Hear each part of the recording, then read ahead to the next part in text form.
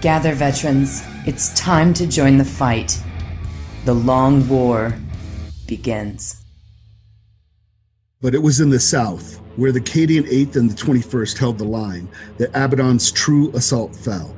There, amidst the ruins of pylons toppled in antiquity, the Black Legion advanced through the shrieking ruin of Phalanx's bombardment. They came in an armored column 2 miles wide and twice that deep, the dust clouds of biker outriders upon their flanks, and banners that had once challenged the defenses of Terra itself, ripping and snapping in the slipstream. Shells fell like black rain in their path, littering the southern approaches with twisted wrecks. Helldrakes screeched overhead, strafing volleys, shredding the makeshift artillery positions. The Hydras of the 8th engaged the demon craft, but it was an unending flock. Mortal might could only disperse it, not see it destroyed. This is The Long War. I'm Mike Haskell. I'm here with my compatriots Stephen Four and Kenny Boucher. What's up, guys? Hey, what's happening now? Yo, dog, great to be here. Yo, stuff is going down for tonight's show. I will be the voice of Robbie B and myself. Oh, whenever somebody do your Robbie B voice real quick. Greetings, everybody. This is Robbie B. You've been kidnapped by the Light FM. Oh, and it's kind of unfair because he can't defend himself. No, he can't defend himself at all. He's not here. And Rob Bear is doing some really important stuff at the Cat Command Center. He is getting things handled. He had to take the night off. Our thoughts are with him, and I love him. Literally, I love him. Absolutely. He's teaching new tricks and banging out new things. Robbie B is all that is the internet. Speaking of all that is the internet, I heard that the Eats Lab is happening finally. It's going down. Absolutely.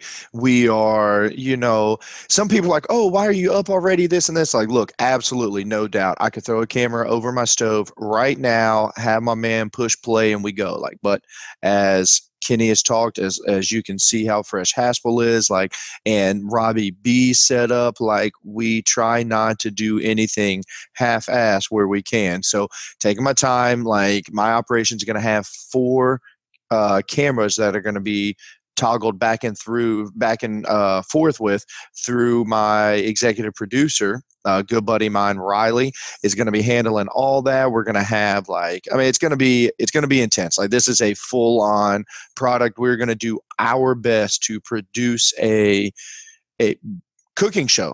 Like, this isn't an interactive cooking show is what I'm describing it to people. This is not something that is going to be done lightly, and it is going to be done to the highest quality possible. So do you have a soft deadline? Like, what are we looking at? Oh, absolutely. There will be episode 1 will be before Adepticon. So, even if I could have 2 episodes out by Adepticon would be amazing. So I'm like, March 1 is like soft red line, getting danger zone of where I'm over my deadline, I guess I should say. So we're talking 3 to 5 weeks. That's crazy. Wow. Yeah, that's fast, man. So so what can, obviously we're talking about the Eats Lab. This is something that we've been talking about for a long time. Obviously, if you guys don't know what we're talking about live content. We're talking about twitch.tv. This is the Long War Network. It is the future. Most of the things that you know from us are starting to transfer over there. We're starting to migrate over there. If you're listening to the show and you haven't found us on Facebook and you haven't found us on the Long War Network Facebook group, get in on that. Start learning Twitch, because Twitch is the future. The live streaming is the future. And we are taking the same business model we have, the same level of commitment we have. We're taking it to Twitch. And I'm talking, we got, Road to Adepticon with Mike Haspel on Sundays, where you're learning shit that nobody's doing on Twitch. We've got 3 hobby painting tutorial-esque streamers already between me, Slow Fuse Gaming, and Rob Bear. We might be bringing in a 4th here real soon. We're in negotiations to bring in a 5th for battle reports. And then flip it all. We got Food Network, dog. Yeah, and it's going to be like, guys, I truly, it's going to be between an hour and a half to 2 hours each segment. That's all I'm allotting. And I've got so much content to go over. The show is going to be broken down into multiple segments. But the main segment that I'm going to focus with everybody is like, it's going to be an interactive chop style where I've got a mystery bag and I'm going to produce some items and I'm going to show you how, with these items, I can make something, right? Well, that's kind of been played out, right? So this is my flair on it. This is my spin on it. So where it is completely interactive and completely, you guys are going to keep me guessing on what I'm going to have to cook on camera for you. We're going to put a list of ingredients, and by the last 40 minutes of every show is going to be where you, the viewers, you guys have weighed in, you have donated, you have figured out put all your eggs into a basket. You have decided that my one vegetable out of my list of 4, what I have to use. My meats, it could be chicken, beef, canned clams, and rabbit. Canned sardines. Absolutely, right? If you guys want to see and then I'm going to have a list of special ingredients. It's everything's going to be 3 or 4. The special ingredient could be like almonds, chocolate, Captain Crunch. I'm gonna hit you. I'm gonna be like, you need to use like Skilligalee from the Civil War era with hardtack. Dude, He'll do it. I saw him one time you to know. at the old Beats Lab in Durham. We had these carrots in the crisper since we moved into the Beats Lab like 9 months ago. In the crisper still, he was like, "These are fine. I'll make this edible right now." He did. It was delicious. Peel them down, Julianne. I'm like, I want you to know, guys, like, a lot of people like, and I talk about my food truck and stuff, you guys who have been listening for years, that's what a lot of people know me as. Like, I've just turned 31 years young, but I have been in this business. I had an easy bake oven when I was 4. I was thrust into this business at 13, and I love it. I've hit the ground running ever since. I've been the executive chef of a golf resort, where I did $2 million in sales at 19 years old. I had 16 people in the kitchen underneath me, Let me, if I can interrupt you, let me put it this way. He is twice as good at chefing as this whole organization is at 40K in. Yeah, absolutely. I can stumble sometimes when it comes to like 40K, and like what I should do is like, and I've been playing for 40K for 12, 13 years, nothing, I eat, breathe literally because that's where I make my money at, food. So I love putting foods together. I love pairing things. So not only am I going to bring, a sandwich or 2 here and there or something like that, but I'm literally going to incorporate day to day what you guys need. Oh my God, we should tell them the story of how you embarrassed yourself with your sandwich game that one time with me. Oh, so I know. So it's so funny is we're going down and the one time he fucked up.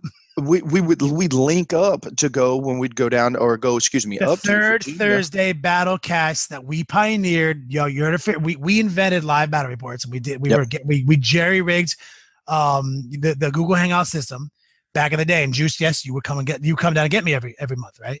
Yep. Yeah, absolutely. And so I would go straight from the food truck. So the first couple times banged out some amazing sandwiches, like obviously like, fresh vegetables and all this. Like, I mean, and again, when I say a sandwich, we're not talking about like loaf bread. Like that's going to be, again, something buy loaf bread. He'll rip some of the guts out because he's like trying to maintain the perfect bread to meat ratio. Absolutely. Like a French baguette, He taught me this lesson. He's like, sometimes you got to carve some of the fluff out to get it just right, And I'm like, what? Oh my God. It was so much better. You ever eat a sandwich and you're like, my mouth doesn't fit around it. And then the part that your mouth does fit around, it's like bun and lettuce and mayonnaise. You're like, what happened to all the good stuff? Is that like, first off, pick it up, rip the inside out, let the curvature of the bun perfectly fit over all the veggies and everything else. So when you go to bite it, perfectly sized bite, whatever. So here we go. So, and I want you guys to know, I have part of why I'm really good in the kitchen is because a lot of it's common sense. And a lot of it is a lot of problems can be solved by overthinking.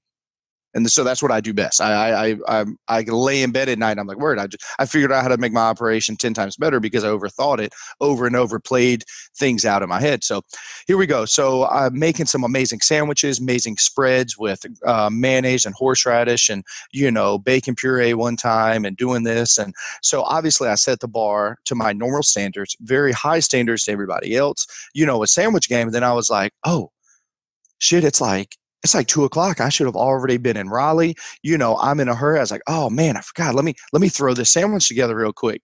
Threw a sandwich together, bagged it up, on the road. We're getting ready to eat our sandwich on the way because it saves time, money, obviously. And so we're eating and Kenny's like, word, is there a tomato right here? And I was like, oh wow, I can't believe I did that. Like, I mean, I've been making catered meals for my man, so he always pays attention to people's meal restrictions, and he knows. So it's not like it's the first time he's heard about it. He knows he's handled me before. Like he's prepared. I've paid him to prepare me meals before, and he knows my dietary, quote unquote, anti-tomato position. Yeah, true story. So before I get off the sandwich one too much, like I was doing the anniversary, a 6-course meal that you guys have heard us talk about a little bit, and Bonet and Kenny are sitting down, and I plate Bonet first, and she's like, oh, this looks beautiful. Oh, but it's got layered tomato with mozzarella. Like Kenny isn't gonna like it. And I was like, oh well, Kenny was Bonet looked at her. Bonet looked at Kenny and was like, oh, well, do you want something? Did you know that this was going to be it? And he said, no, I'm sure it's, he's got something for me. Literally bacon, basil, and mozzarella, layered instead of tomato. Like I was like, I know my man doesn't like tomato. So either way, he takes his first bite, tomato in it. I was like, oh my God, I don't know what I'm out of my element right now. I got tomatoes on it. Literally forgot a special sauce. Like either way, it was Buster Juice sandwich. is known for his sauces, and this is the first sandwich because I'm a sandwich connoisseur, and I was looking forward to this shit because he's like, you know what? Let's save time. Next time we drive up there, I'll just bring the sandwiches from the food truck. I'm a baller sandwich maker. Let's do it. I was looking forward to it all for like 2 days, and then I was like, there was no special sauce. There's tomatoes on this motherfucker. Yep. Might as well just stop at McDonald's. But no, so either way, like the Eats Lab is real. It is happening. It is going to be, as high quality, like we said, as possible. Very interactive. That's my key. Yeah. Segments. Lastly, like just a couple segments that I want to talk about, like highlight on is, one is like maybe you're a cook already. Maybe you're a line cook. I've been one. Now I want you to know I started out washing dishes. I moved up, been lead line cooks in French bistros. I've been sous chefs, in open kitchens. I've done, anything. I've been in restaurants where, there's 30 other guys there and every one of them is trying to sabotage you because they want that position, burn your stuff. We even together talked about buying a restaurant. Yep. Like absolutely. Like you're so tight. Like, I mean, and to bring a full circle on the sandwich thing, this is also a guy who convinced me to eat berries, and I hate and fuck berries. Mm-hmm. Like this is like, that's the level he brings.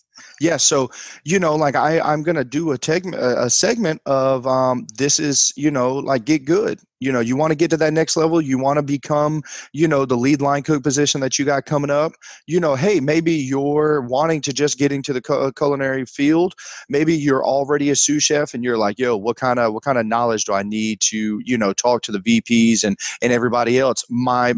Basically the difference between a sous chef and a chef is, one wears a jacket that he doesn't want to mess up, and so when you get to that executive, where your game has got to be the tightest is your interview, so I'm going to be able to Q&A you on your interview stance, like how to hold yourself, how to do all these things. So again, when I say I've done anything and everything when it comes to the, food and restaurant deal I have, bartending, hiring, firing, HR, it's unreal. So I'm going to put those years of knowledge in different places I've been at and chefs I've worked under and everything else. And obviously the charisma and playfulness and, 40K talk. And yeah, I feel like some of these recipes could have like 40K tie-ins. Like you could do some kind of shrimp or, some kind of seafood tied into Tyranids somehow, or, definitely going to need a like baller on a budget, unhealthy Absolutely. Gamer, like literally, there's no excuse. Yeah, how to eat at a con. I mean, there's like one of the things I thought I was very impressed with at the last Adepticon was that it wasn't normal con food. Like there, you could get a salad. Like it was crazy. Absolutely. There was salads, there was wraps, there was fruit. There was fruit. It was like, oh, I don't have to just eat this Buster candy bar. You know what I mean? Their cheese curds were terrible, but that's beside the point. You know? I would rather just eat cheese. There are limits, you know. Yeah. But yeah, so that's what I mean. We're gonna do. I'm gonna do a martini mixer. Show some mixing skills. And then so that's one spinoff. What I would love to get to is when we find time. Is Q&A on the couch with me. Basically, where the show is just 100% 45-minute show. It's just dedicated to questions, how to pair things, what ingredients go together. So it's real. It's real. It's on the horizon, and it's looking serious. I'm actually contemplating, depending on how from March to June it goes, turning my condo when my tenant comes out of it in June, and turning my condo into my station. That this is my studio. My kitchen stays up all the time, and like truly going hard in on it. Dude, I'm super stoked because the Long War. So he's not only going to bring his knowledge, because like you've seen all the 40K shit. We have enough. Like we're actually almost critical mass there. Now you're going to get the charisma that very few people in the cooking industry are doing. Absolutely, yeah. You're going to get the media knowledge that the Long War has. You're going to get all the incentives and the prizes, like everything we're known for. Plus now there's going to be a network, a live network that you just don't have to change the channel, man. Yeah. Because it's going to have everything. And that's what like kind of our dream, like has the Long War's always been, to take it to that next level always going in the future. And like, don't forget guys, like we, not only do we have Juice with the Eats Lab, Haspel is already here. Haspel is already doing 2 days a week, 2 bromances right after Slow Fuse Gaming on Thursdays and Sundays. He's doing a video game variety stream on Thursdays and the road to Adepticon. He is showing us shit you've never seen before on the entire creative network right now on Sundays. Crazy stuff going down on Sundays. Like, I mean, my man is going insane, man. So definitely, guys, like I said, it's a dead horse. This will be the last thing, obviously check it out. Twitch.tv. I'm not even going to tell you our address because I'm not even like going to push that down your throat. Just go to twitch.tv, search creative, look around. If you're unaware of it, it's a different world. At some later date in the future, hopefully you stumble upon us. But it's so amazing because imagine like watching your favorite like craft show. Like imagine watching like This Old House or Bob Ross paint, right? And you were able to, instead of going, how Bob Ross would be like, we're going to put a little happy little bush here. And then he would move on. And what if you didn't know how to paint that happy little bush? Well, on Twitch, you can go, yo, Bob, can you hook me up and show me how you painted that bush? And Bob would go, oh, yeah, let me show you this. And it's completely interactive in real time. It's so baller. It is amazing.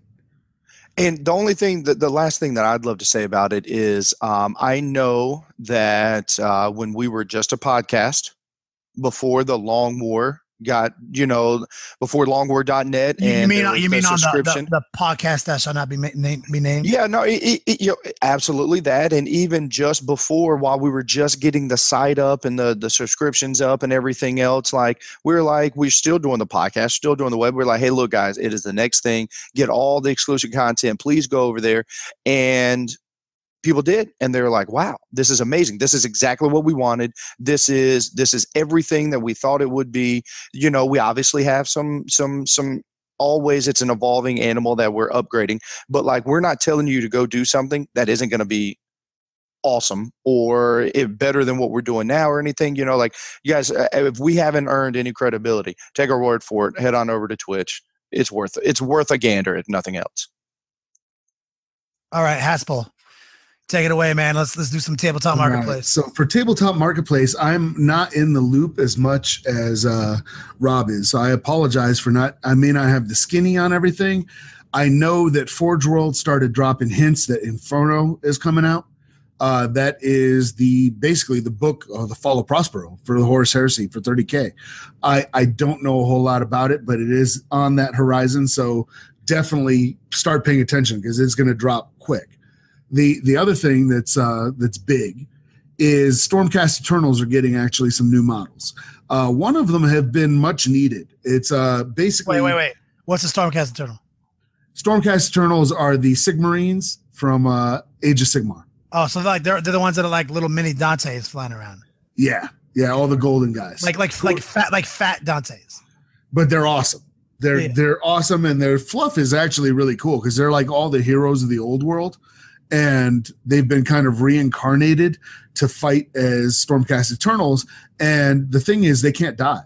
So every time they fight and they actually quote unquote die on the battlefield, they get reincarnated. The difference is that they kind of lose a little bit of their personality. So in my mind, they're just the Necrons. 40,000 years from Age of Sigmar, they're the Necrons. There's Necrons. Before you say any more hassle about them, Yes. on the gameplay, what I truly like about them is at first, my first instinct when I heard rules and this, and I'm like, yo, that's stupid.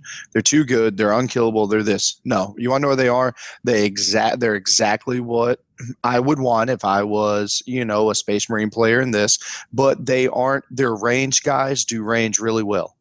And what I was worried about is those range guys are also have the best armor in the game and this, and they're going to be unkillable. It's like, no, literally they do range better than most people, but you get them in close combat and they're dead instantly, like the guys that are with the wings, that are flying up and super fast and they hit real hard. But, if they don't do the hitting, they can get taken out of the game as well, so, I mean, they are more balanced the more I look at it.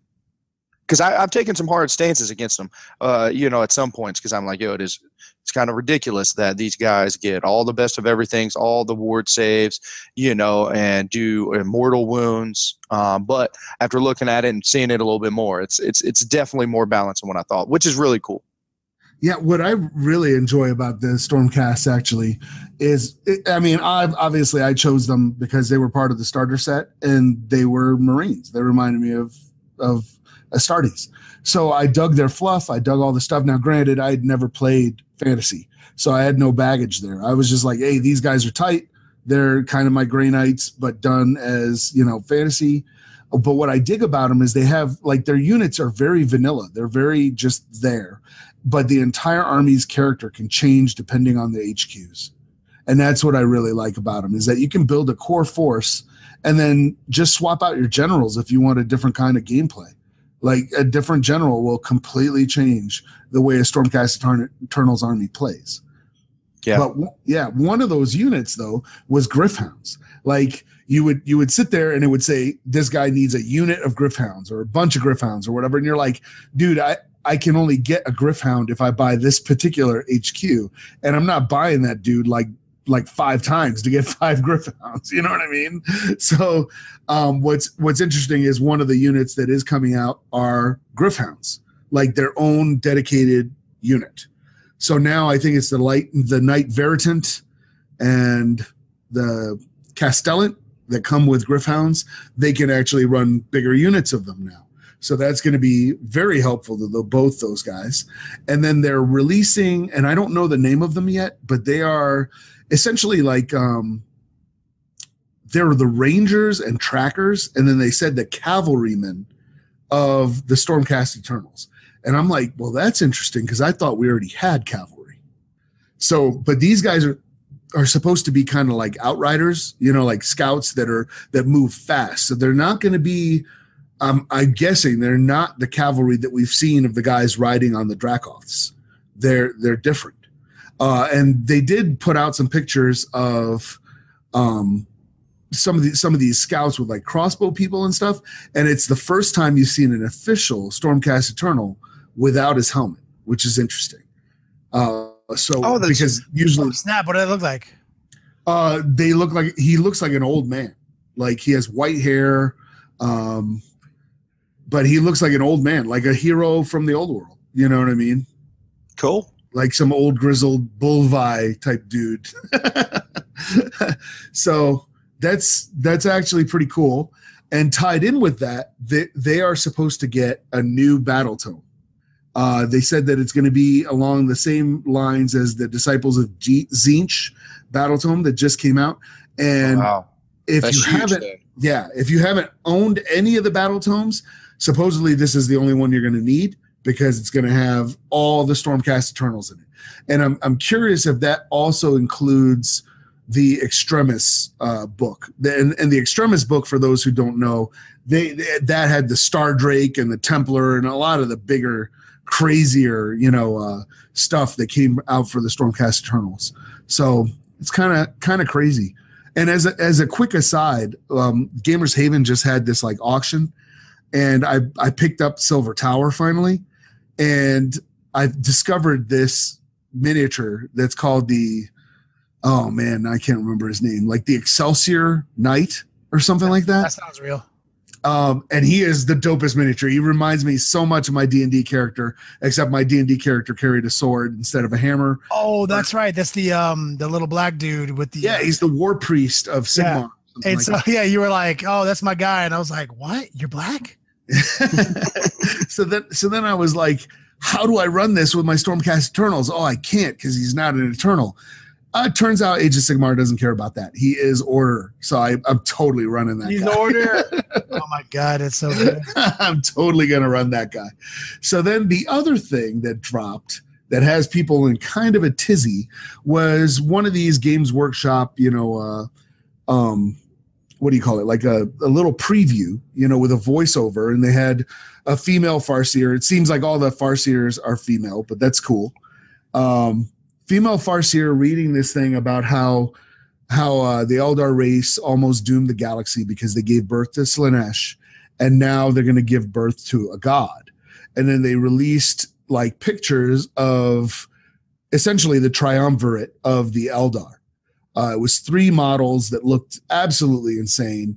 One of them was called the Avatar of Yaniad, which to folks who know the fluff, that's bad, like with a capital B. And I don't want to get people in a panic because I don't want to say end times, because that carries with it all that baggage of the death of the Warhammer Old World. It carries, the baggage of Age of Sigmar before the General's Handbook came out. For the record, I don't think Games Workshop is going to do that. For the biggest reason is that fantasy was dead. Fantasy was done. They weren't selling fantasy. They weren't getting new people in. So they had to do something. And they did something, I think, more radical than they needed to do. I think they could have released 9th edition fantasy and Age of Sigmar at the same time. Just told people, hey, look, here's 9th edition fantasy, the book. We're not releasing any more models for it. There's no more new codices. Here's the rule book. Everything else is Age of Sigmar. I think they could have easily done that. They had done books without miniatures before with Warhammer Historicals and their gladiatorial games and stuff like that. I think they could have totally done that. But that's water under the bridge. I don't think they're going to do that to 40K. 40K is their flagship property. They would be cutting their own throats. And they know that. But now, you know what, Haskell? This weekend, this topic got brought up, and I immediately shot it down. I was like, with the exact same statement. There's no way. It literally makes them too much money. But you want to know what? I didn't think about it. What if we do literally what you just said about Age of Sigmar and fantasy? Do you think GW could be thinking that? Be like, wait a second. We can just literally re-release a futuristic 40K, rule set with no miniatures. I think they could. I think one of the theories that's floating around there that I saw somebody write about, and I agree with them, it's possible anyway, is that they could have the time of ending, right? And that gives us an entire storyline to work across. And then you just pick a setting anywhere from 30K to the end of the 41st millennium to play. So you're like, and the best example I can think of on a smaller scale is Flames of War. Flames of War, you play all of World War II, but they literally have an early war army, late war army, middle war army, because there were different units that were not available, at the beginning of the war, that the people, they hadn't developed yet. You know what I mean? So they own those kind of units only became available in the late war. So if you want to include that in your army, you're only playing late war. And we're kind of seeing 30K, if you've played it, it's not so much a different game as it is like a different codex. They just have different rules. You know what I mean? The game is very playable, and I've actually done it where I've played 40K against 30K, and it's not super OP. It's not crazy. I would not advise it. We actually ran a tournament where we allowed 30K to be in there, and it did not work. In a tournament environment, it did not work. But why I say it's kind of bad with a capital B is because the Aeneid it's kind of the Eldar endgame. And I'm going to address one thing up front here. So it looks like Games Workshop is changing the Eldar name. They're changing it to Eldari. And this is something that, being a Tolkien fan, J.R.R. Tolkien, Lord of the Rings, Silmarillion, all that, The Hobbit, all that stuff, having the name Eldar, I always was like, how are they getting away with this? Because Eldar is the Sindarin plural word for the elves in Sindarin, and it is actually the name of the elves in Quenya, in the two elven race languages that Tolkien invented for the Lord of the Rings. So the fact that GW has been getting away with using Eldar all this time, they've been kind of lucky. Because it is directly from Lord of the Rings, and the fact that they're the elves and they're kind of a dying race. I mean, all this stuff. But I mean, that Warhammer 40K it was not created out of whole cloth. It's a derivative thing from the get-go. I mean, they stole stuff from Starship Troopers. They took stuff that inspired them from Dune, from the 2000 AD comics and Judge Dredd, all kinds of different stuff like that. Haskell, so it's a big mishmash.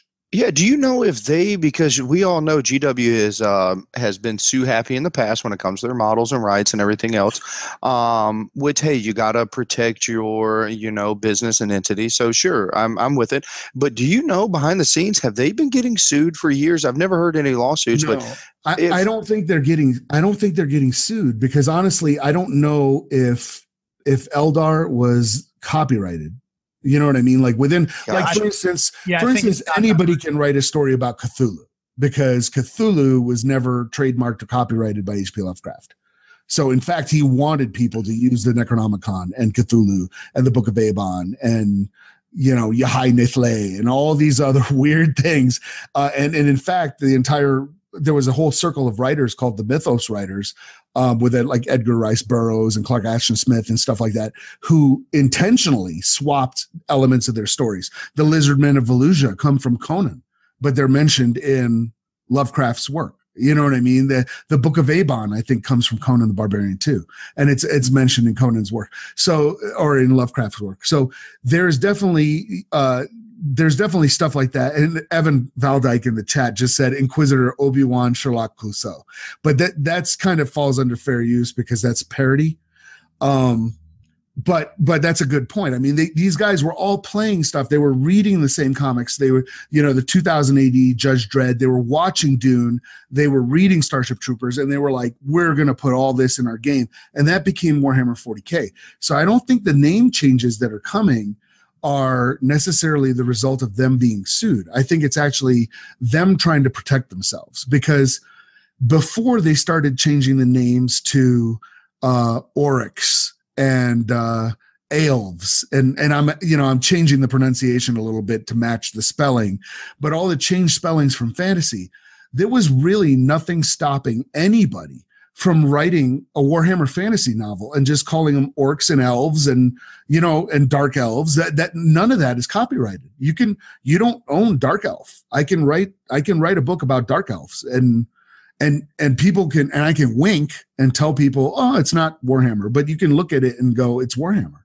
So I think by changing the names, they can trademark those, they can change them. And so then they own them. And then that prevents people from going, hey, wink, wink, I'm writing a not Warhammer fantasy story. It's kind of like you hear about these like porn movies that come out where they're like, they don't even come up with a clever title anymore. They used to have clever titles like Saving Ryan's Privates. Yeah, Shaving like that. That's literally exactly. Right when you said that. I was like, I know the first title that's being used. And now it's like my personal favorite, Phantom Man-Ass. Yeah, The Prisoner of Ass Cabin. So it's like, but now they're just like not the Avengers porn parody. You know what I mean? And it's like, well, that's kind of pathetic. People will still buy it. I guess they still make money. But I think that's why they're saying, well, now that they're Eldari, because we can trademark that. That's our word. That's our name. We can copyright that. And you guys can't do any fanfic or whatever based on that and then try to make money off of it. So I think that's why they're doing that. But to bring it back full circle to Yennead and why that's bad with a capital B, and I want to highlight a sneaky that Games Workshop pulled on us. We did not see it coming. Some people might have seen it coming. I did not see it coming at all. So to give a quick background is that Yennead, you know, it's like the Eldar kept pursuing more and more hedonistic tendencies. They give birth to Slaanesh, you know, the god of excess. They create essentially the Eye of Terror, which was created when Slaanesh was born. And every Eldar that dies, Slaanesh basically comes and devours their soul. So that's really bad. The Dark Eldar kind of have a kind of love-hate thing going on with Slaanesh because they think if they can appease Slaanesh, Slaanesh will leave them alone. But the regular Eldar have kind of course-corrected and gone all this other way. Well, that's why they have the Soul Stones, so that when an Eldar dies, their soul gets collected into the Soul Stone and they don't get eaten by Slaanesh. Well, the whole idea is that when they're trapped in the Soul Stone as dead or whatever, they're supposed to be they're still somewhat conscious, or still in the Spirit Stones, they're still somewhat around. And so they're supposed to be contemplating, like meditating in their own minds, a concept of the ideal Eldar virtues, so that when they go put all these Spirit Stones into the Infinity Circuit, all these souls will collect together and the Eldar will be reborn as like an evolved new race in a better form, right?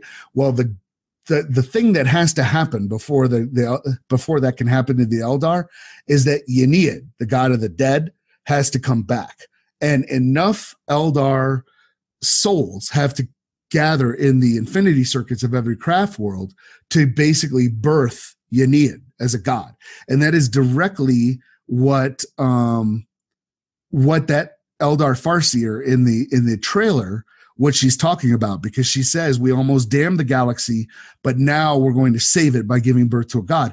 And one of these miniatures is called the Avatar of Yennead. So here's where Games Workshop pulled a sneaky, and it's really, really great, right? So Eldrad is running around, and he has this entire ritual that he thinks he can take the remains, the Spirit Stones of all these Farseers, and he's going to put it through in this basically in this ritual. He's going to put all these souls of the Farseers together in every infinity circuit of all the craft worlds and prematurely awaken Yennead. There is a major problem with this. It would basically disable every single craft world, and this is the big part: it would destroy the Astronomicon. So that's the end of the Imperium if that happens, right? So here's the deal. So Eldrad gets this whole plan together, and he's going to awaken Yennead, and he gets Samhain and Ulthwé, the two craft worlds, to go along with this, and they launch this attack on an Imperial base near this planet called Coheria, right? And there's a moon that orbits Coheria known as the Crystal Moon or whatever. And Eldrad hooks up with these Harlequins, because the Harlequins, they follow the laughing god, and which is Yennead. I could be wrong about that, but I think their laughing god that they follow is Yennead. And so he hooks up with these Harlequins who are down with bringing Yennead in early, right? And they're going to do the ritual on the moon and bring about Yennead's birth and essentially destroy the Astronomicon and trash all these craft worlds. But Eldrad feels it's worth it because it's going to bring forth Yennead. Yennead's going to kill Slaanesh and close the Eye of Terror, right? But the oh yeah, a guy in the chat just corrected me. The laughing god is Kegarak, so it is not Yennead. Yennead is the god of death, so it is not the same guy that the Harlequins worship. But anyway, this whole thing is going down, right? So the Ulthwé and the Samhain launch this attack on an Imperial Navy base that draws all the Imperials away. Eldrad and the Harlequins are able to land on this crystal moon that is undefended, and they begin the ritual to prematurely awaken Yennead. Only there's one Imperial group in their way, and it is a Death Watch kill team led by Artemis. And if this starts to sound familiar, it's because it happened. And it is that board game called Death Mask that GW put out last year. It blew my mind when I was thinking about this. I went, wait a minute, this happened, and Eldrad lost. Artemis was able to stop Eldrad from awakening Yennead. So now with this, this whole thing of the Gathering Storm Part 2 and the avatar of Yennead coming in, I'm like, whoa, did Eldrad succeed somewhere else? What's going on with the Astronomican? I mean, what a horrible time for the Astronomican to go out right when Abaddon just... I was to say, this sounds like this is good news on top of good news, man. GW is just sitting back and saying, no, you people are the stupids. Yeah, exactly. And I just feel like this has that master plotter feeling of Zeech, sitting back going, ha, ha, ha, ha, exactly as planned. You know what I mean? Classic Zeech move. Yo, let's do a quick commercial break. Dear veterans, quickly make your way to thelongwar.net and find out how to reap your hard-earned spoils of this long war. For our allies at secretweaponsminiatures.com have rewarded us all with an extra 10% discount on all Secret Weapon Miniatures merchandise. So stock up, dear veterans, and enjoy.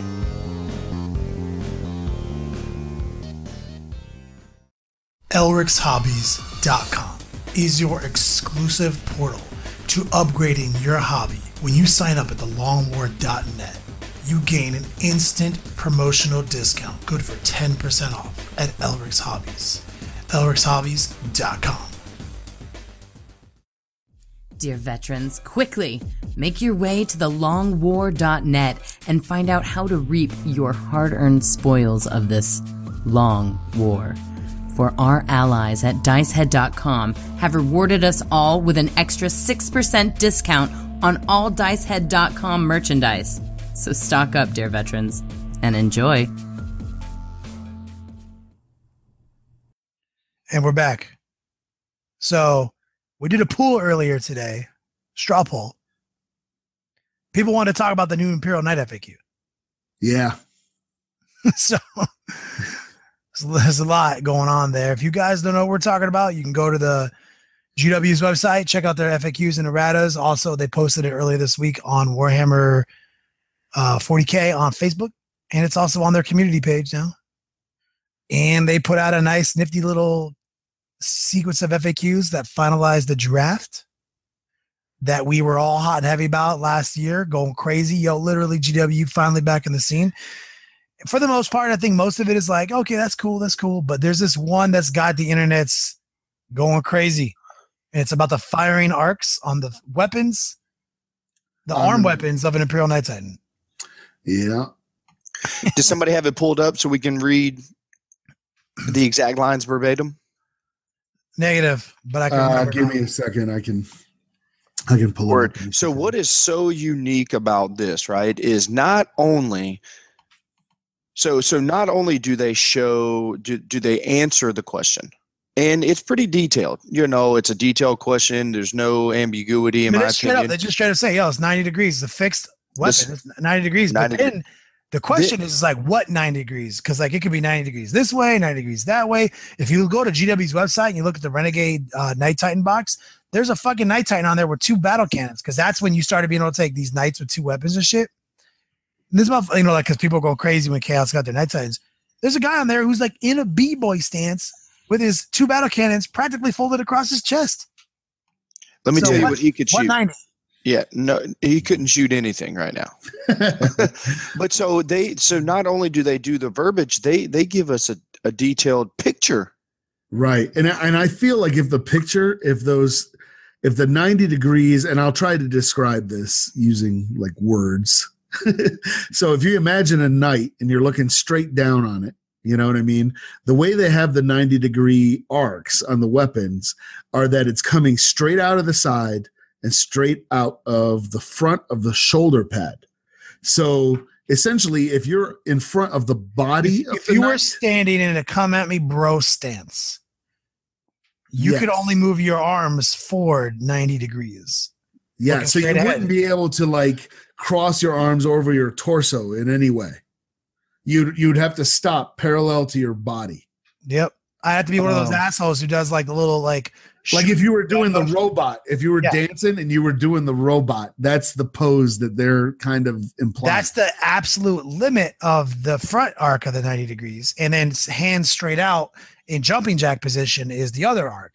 They're not saying it's 90 degrees from the center of the weapon barrel or anything like that. They're saying it's a fixed whole mount. It's a whole mounted weapon or fixed weapon, 90 degree arc. And they even showed you in the diagram what the 90 degree is, which if you take it literally, means that Night Titans have a humongous 4-inch blind spot in between the two barrels of their weapons. If you have a Night Titan equipped with 2 battle cannons, there's a 4-inch channel.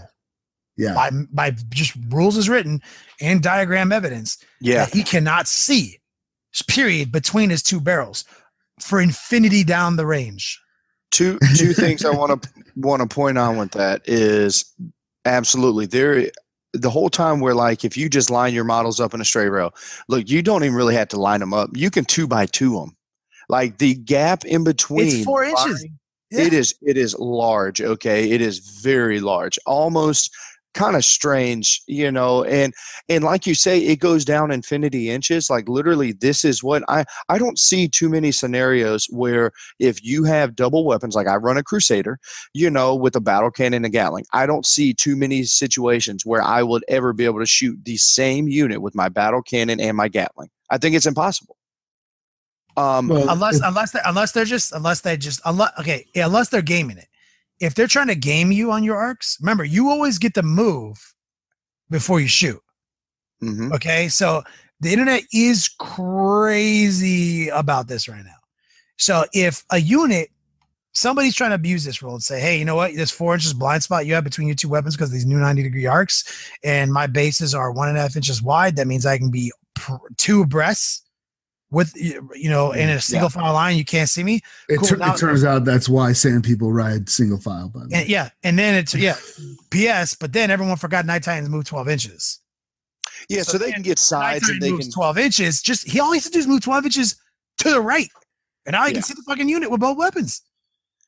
Absolutely. Like, it's not that big of a deal. It's not that big of a deal. I see what you're saying now, but you've got to, okay, so then the next thing is, like, let's just say, now it's big enough. I think I could make a case where if I am my Malanthrope, or what is a single Terminator, a lone wolf, something like that, the model isn't 4 inches abreast. Will never be seen by both weapons. Yeah. Impossible. Yeah, impossible. I think you're right there. I think I could even argue a Dreadnought. I don't believe. Of course not a Dreadnought. No, 4 inches. We just determined it. Both weapons, you know what I mean? Like, are 4 inches apart. So like a unit is one thing, but like we're talking even, like there's some kind of ridiculous here now for all the internet that is saying like, oh my God, you guys are being too much, like, directing it to us, like, oh, rules is written, it says this and this, like, cool. Guess what we can do a lot? We can, and people have done, and sometimes we've done, manipulate words, read into words where it's like, should there be a comma there? Is there a period there? Is there an exclamation point? Whatever else. Guess what we can't do when somebody physically draws out and gives a shaded area on what is a viable target and what is the no man zone, like the no kill zone. Yeah. It is impossible for us to say, no, it's not meant like that. Wait a second. Do you have eyes? Can you see this picture? Let's not use words to communicate for the rest of this because you know what engagement. The hardest thing on earth to do is to try to communicate through words what degrees of angles look like on a model that you don't even have in your hand. No, man. They drew a fucking picture. Oh, actually, they didn't draw a picture. They have a photograph of a fucking Night Titan bird's eye view, and then they threw the arcs on it, and they said, this is 90 degrees, homie. And if you just pull out your Night Titan and you look at it, and you take a measuring tape out and you measure, it's practically 4 inches between these two arms. Anything that is less than 4 inches wide technically can only ever be seen by one of his arms.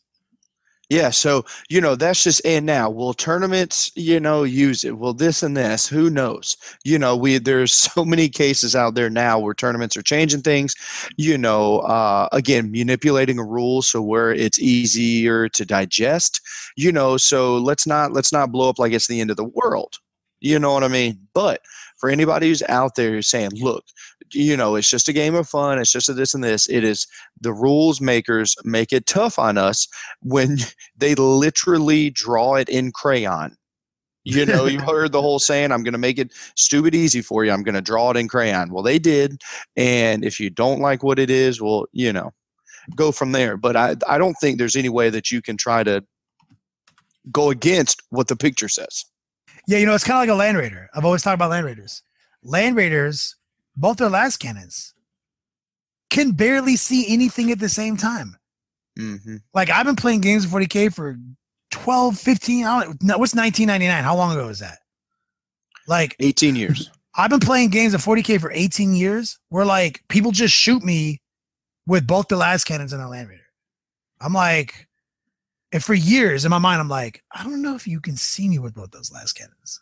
And that's kind of why that's kind of why I think they've given you Power of the Machine Spirit in the last 5 years or 6 years, or whatever, because that means they recognize that it's one of them is going to always be guided by the computer and shoot a different target.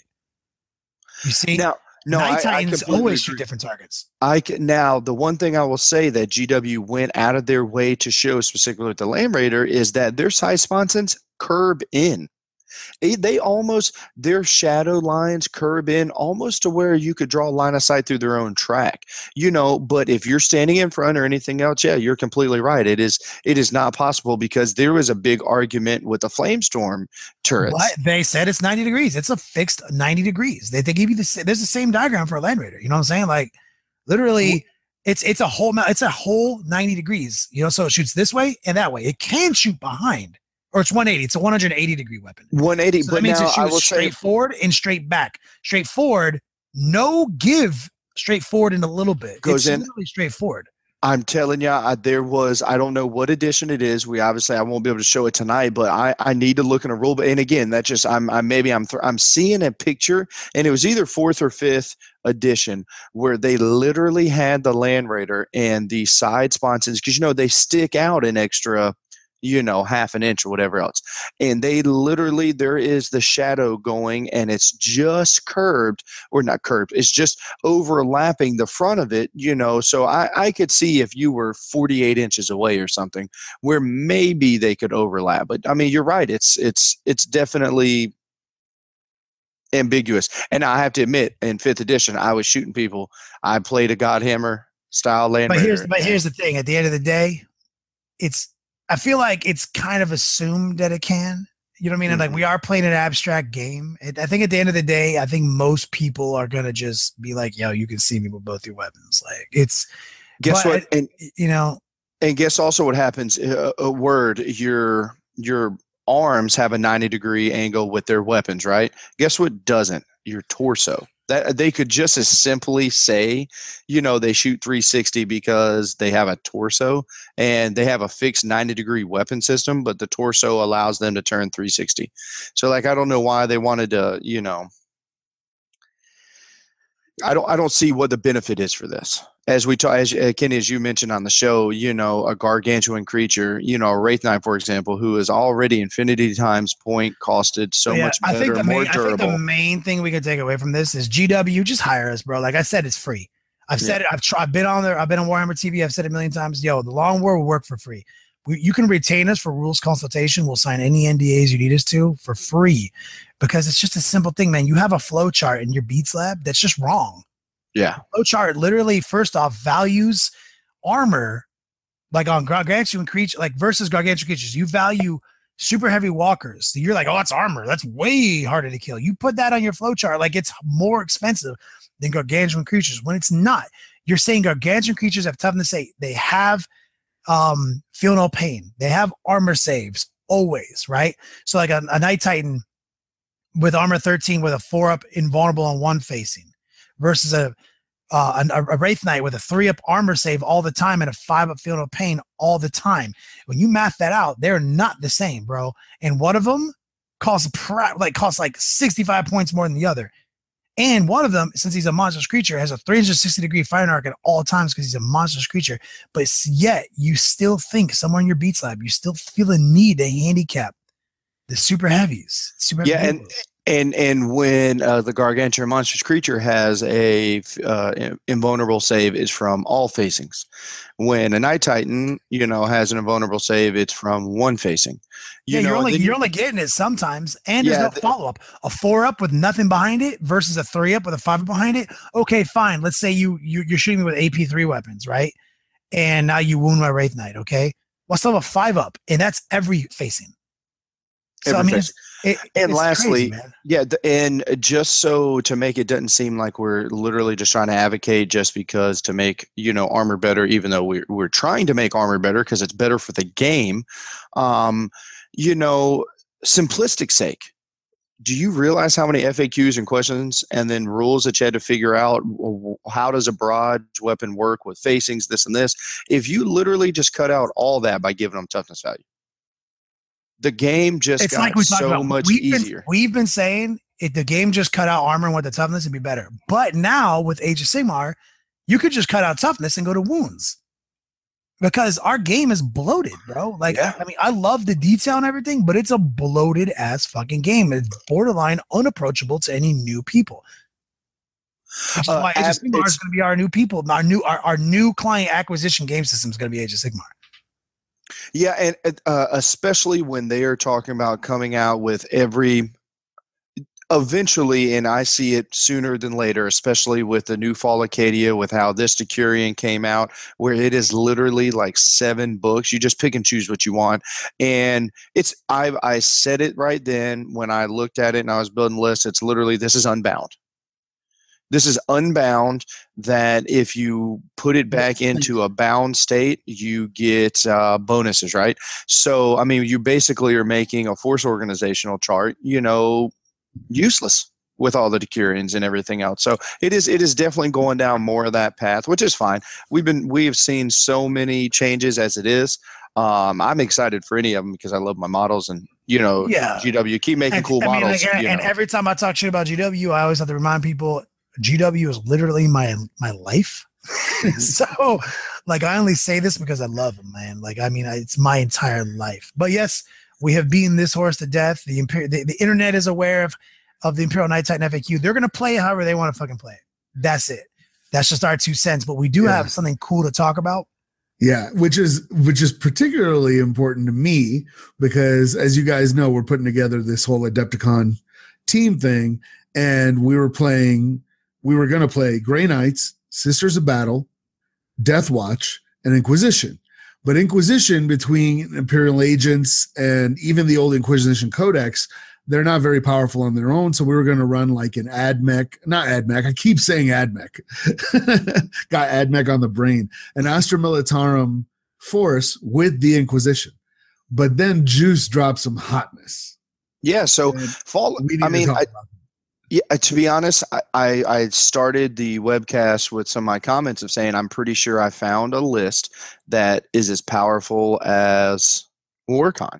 That is giving me 600 points worth of free stuff. And Fall of Cadia, I think this Decurion is going to break the game. And do you have, Haswell, what is the name of that detachment? The name of the detachment is the Castellans of the Imperium, and I'm super excited about it because I actually have a lot of this stuff. So I could literally field it like moments. It's unbelievable. After Juice talks about it.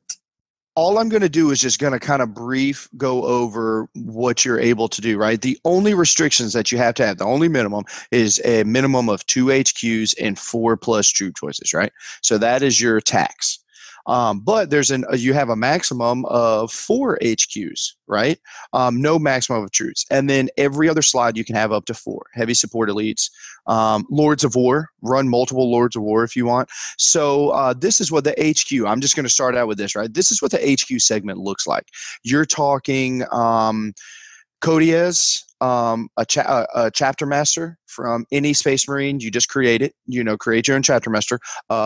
Or white Bilbo scars, Baggins. right? Yeah, white scars for hit and run. The Saint Celestine, Hellbrick from Black Templars, Pask. You want Pask and a Plasmacutioner? Here you go. You can literally build any. I mean, there's like 13 HQs there, right? So, it's just unbelievable. So then we go down in troop choices, right? So you're like, there's Sisters of Battle, vets, Astra Militarum vets, scouts, and one more. Well, before I even move on to anything else, literally when you take your 4 troop choices, every troop choice in this army, the second that it dies, second the last model is removed from play on a roll of a 5 up, it comes back exactly how it was equipped the next turn. For free. There's no other thing that is given there, right? The entire army has hatred. Your heavy support choices, let's just look at that real quick. Heavy support choices, you have a list of like wyverns, centurions, salty and not is on the list. You can have thunderfire cannons. You can have land raiders. All literally the best units. So the best units in the game. I mean, you talk about wyvern. You already said wyverns. Like that's right? The best fucking tank. The best, and there's no tax. So look, let's just talk about what a 1,500 point list under this optimized looks like, right? So I take Carl Bilbo Baggins, right, who is the tank of all tanks, who has a rerollable feel no pain save. He has strength 10 shooting. He can soak up all the wounds. Then I go Chapter Master. Well, and I just realized and remembered that you can't have 2 relics, right? Well, I want a White Scars Chapter Master with the Hunter's Eye. And you want to know what? Shield Eternal was important to me, but it's not really. I just 3 up the vulnerable save is just 15 point Storm Shield seems fun. Yep, seems just as good because then put him on a bike is still T5. Still T5. Then I'm going to also throw in there. I'm going to throw in the Canonist, or excuse me, the Saint Celestine, who is literally unkillable. So now that I don't have that, I will say, okay, cool. Now that I don't have Shield Eternal, I'll just go ahead and take the Saint. She was kind of up in the air for me of like, I think it's overkill at this point. You're too unkillable. So I've got those 2 or those 3 guys, and then I throw Codiez. Everybody is taking Codiez anyway, right? He's my 4th HQ. And then I'm going to get to Codiez's super coolness here in just a second, but then I'm going to take Drago? He's a Lord of War. I need to look. Matter of fact, Haspel, will you look under the Lord of War slots? Because it has a list of like 6 knights and other Lord of War vehicles. He might be on there. Who are you looking for? Drago. Lord Caldo. No, he is not on there. Well, it's just that's cool. All the different knights, Bane Blades, Bane Hammers. Well, then check this out. In our Adepticon team, when he runs a version of this, whenever he's we might not be able to do it for Adepticon. I mean, I'm kind of jumping the gun because we get 1 formation slot, and it has to be less than 500 points. So it's I don't know. We'll take a look at it because my favorite thing here is if you can get Drago on that unit, now you can get him Infinity. Oh wow! So now you can't get Drago in there at all. I mean like on our Adepticon team. Oh, no, once we're on the board itself. So he's teamed up with Juice and then you put Drago on that unit with your Librarian. They gave him Infinity right into the grill on turn 1. Shoot everyone up with their Centaurians, tank everything, Hunter's Eye, everything, and then someone wants to say like, oh, I want to assault you. Well, okay, fine. Assault me. Do your worst. And then now, check it out. You hit and run out with the White Scars guy. Let's say you failed hit and run. You can still gate out in the next turn, yeah. In the psychic phase. Yeah, so we've got the 4 really strong characters, right? Codiez, Carl, Saint Celestine, and Chapter Master with White Scars, right? So then I run 40 vets, 4 squads of 10. Just base as of right now. No points to put them on.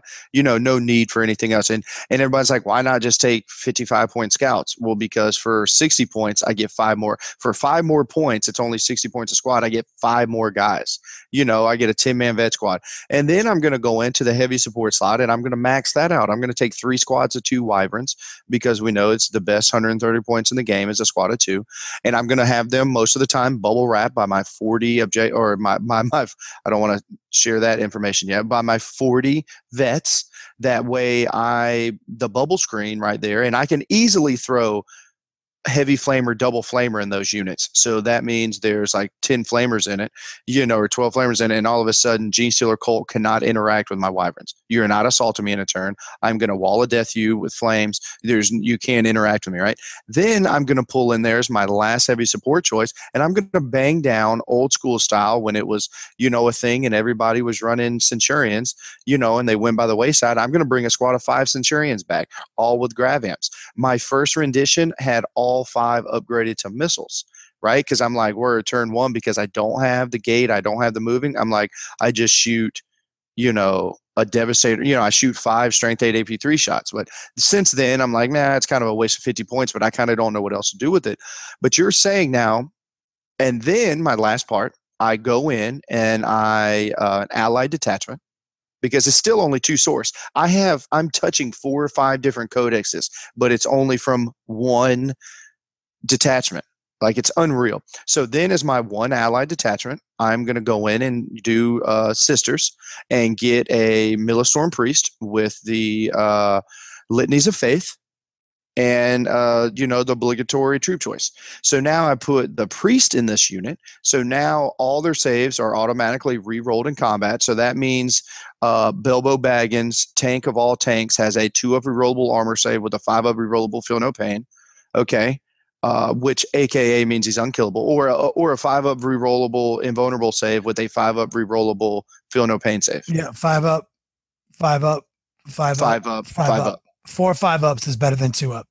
I mean, you're talking, it is unreal. Tank City, not interacting with it. Oh, you've got a force weapon that we're worried about for Carl and other dude. Like, words, you can have the Saint.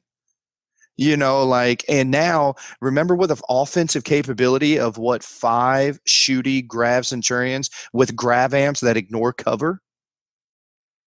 Like, we're back to a thing. We're back. Wipes everything out, man. Wipes everything out, and we're talking about still Bilbo Baggins is still banging down strength 10 AP1 melted. And if you give them all hurricane bolters, that's crazy too. No, that's why I opted to go back to the hurricane bolters, because I'm like, you never know when you just need to bang off 36 shots, And then the whole time, the reasons why the wyverns are so clutch is because the whole time somebody else has a star like this, you're like, word.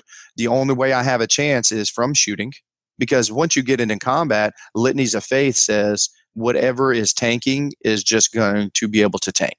So you're like, I just snipe city, because the only way that you can truly snipe anymore is with barrage weapons and wyverns. So you're just like, here's 1,000 on your apothecary. On your apothecary, here's 1,000 wounds on your Millistorm Priest. Here's 1,000 wounds, and 1,000 wounds isn't too off. I mean, obviously through the course of the game, but every time your apothecary has to make 12 armor saves, it kind of sucks. Yeah, because just so again, if you don't know, each squad of 2, that is 4 small blasts, 8 small blasts from each squadron. 8 small blasts, strength 4 shred, ignore cover, twin linked, all twin linked. Right, every dice gets to be rerolled, and they're strength 4 and shred. Yeah, so every dice gets to be rerolled. I mean, it is just unreal. Yeah, every dice. You're right. So from the hit to the wound to everything gets to be rolled. You do that 3 times. That's 24 small blast, strength 6 shred. I mean, it's just unreal. I'm sitting there looking at it. So this is the kicker, right? So all of that sounds really good, but I was like, but you know what? I get 600 points with the free war gear, and I'm interacting and I'm boosting myself. There's not that kicker. There's not that sprinkle of salt that says, this is it. Well, GW did give us that, and it just took a second to find it.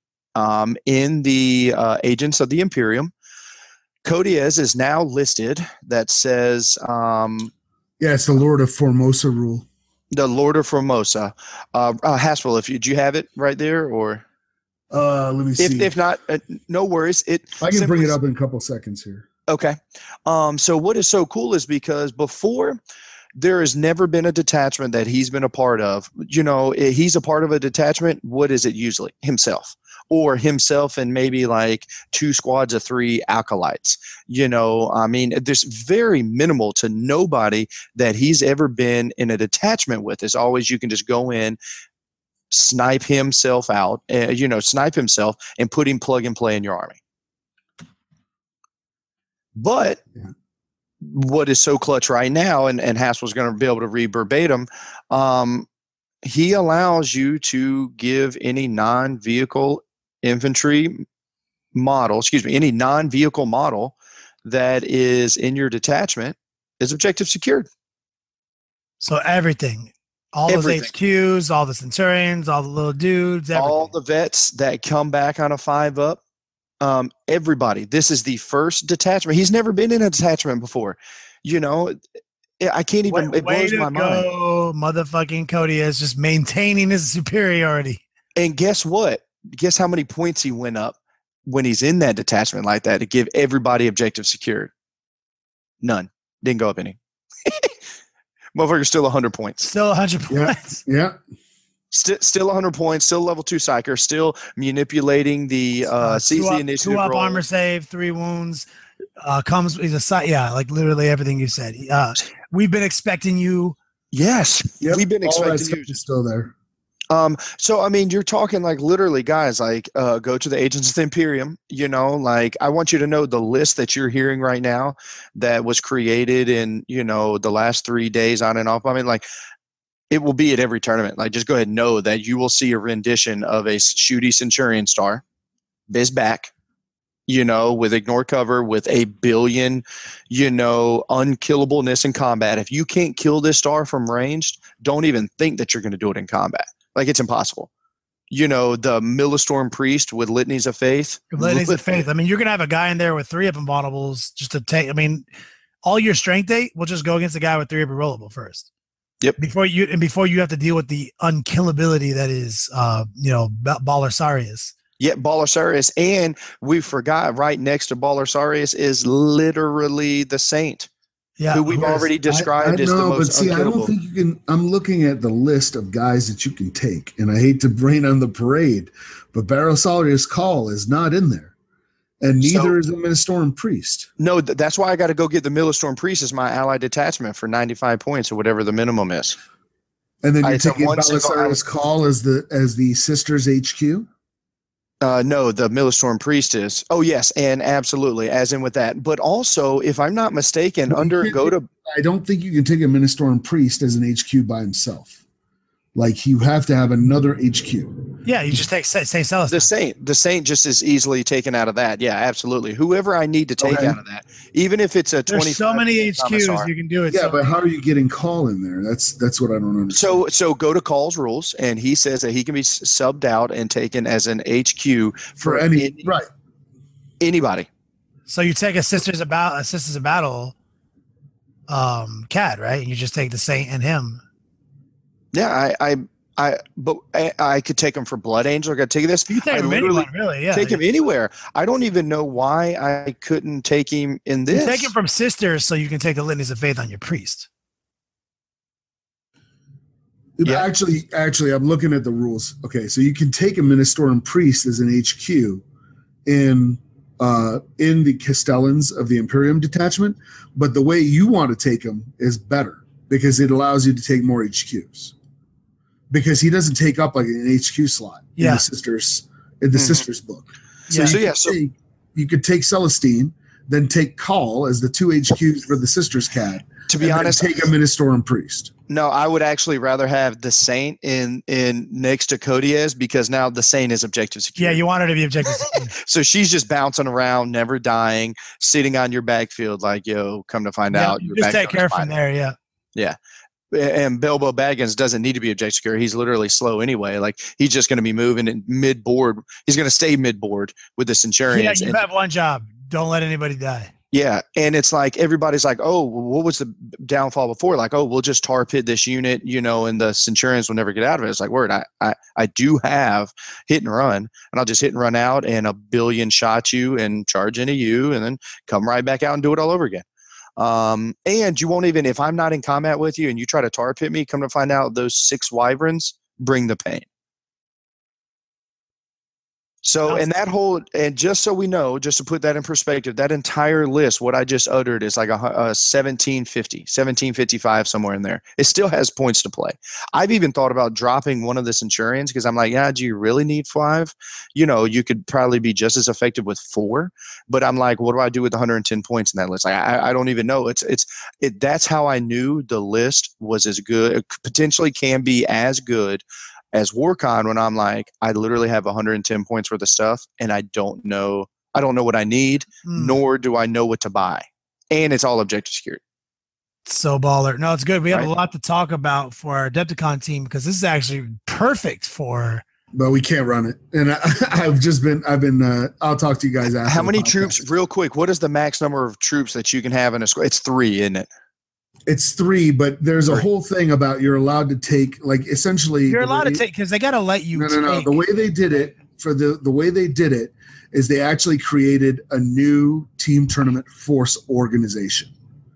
Okay, and when you look at it, it says one team can use a formation, right? And the way we use it, we always say that a formation is interchangeable with detachment, but that's not the way they mean it.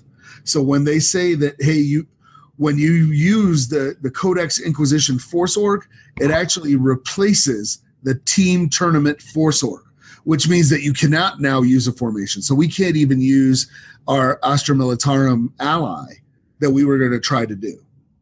That doesn't work anymore because we're using Codex Inquisition. And it actually replaces their Team Tournament. Imagine that they came up with a new Force Org called the Team Tournament Force Org. We got to play with we got to look at the Team Tournament and Force you got to use that. And so I was just looking at it again with the help of Evan, and he's got me convinced that we can't do what we wanted to do. So, well, I'm just saying I don't mind an allied detachment. Like if you're just talking like just plug and play, Astra Militarum, we can't not even that. away from that. We can't do that at all. We can't do that at all. We can't bring Astra Militarum at all. No, because just by running the Codex Inquisition, it replaces their Force Org. So we can only run the Codex Inquisition. We can't run anything else. So you can't run you can't run allies on a team. If you're running Inquisition, you can't. No. All right. Cool. All right. That's the way we're looking at it. And Evan just kind of convinced me that that's the way it is because he says you replace this force organization and all the other stuff that's in there, like the +1 elite choice, the +1 fast attack, +1 heavy. That's all part of the Team Tournament Force Org. All right. Well, and then underneath, everything we just said might not be seen at Adepticon, but it will be seen. Yeah, it'll be seen. Maybe not in the team event, but but in the singles, this and this, And I'm just saying, I was just speaking out loud for even a 500-point detachment. If we can or a 500-point ally, or even less now because I was using all 3 or all 4 troop choices. But if you just take Codiez, 3 squads of vets, and a squad of 3 wyverns, you're in a solid place, and that's 475. You know what I mean? That's good. Come to find out, that doesn't suck if they're objective secured as well, if Cody is, you know what I mean? But if not, you get rid of him, put somebody else. But either way, we have plenty of time. We're about to have an Adepticon meeting right after this, guys. Yeah, because I mean, Evan, I gotta say, he burst my bubble, but I'm thankful, right? Because how much would it suck to show up at the table and be like, oh, we're gonna wreck face, and then they'd be like, yeah, you are, because that's not a legal army, and we'd be like, oh. No. Thanks for bursting my bubble when it was still just a little bubble. Yeah, that's right. So I'm like, okay, well, less things to paint now. I think we're done. We've just about done it for a show without Robbie B. Haspel, can you please get us out of this bitch? Tyrone, you know how much I love watching you work, but I've got my country's 500th anniversary to plan, my wedding to arrange, my wife to murder, and Gilder to frame for it. I'm swamped.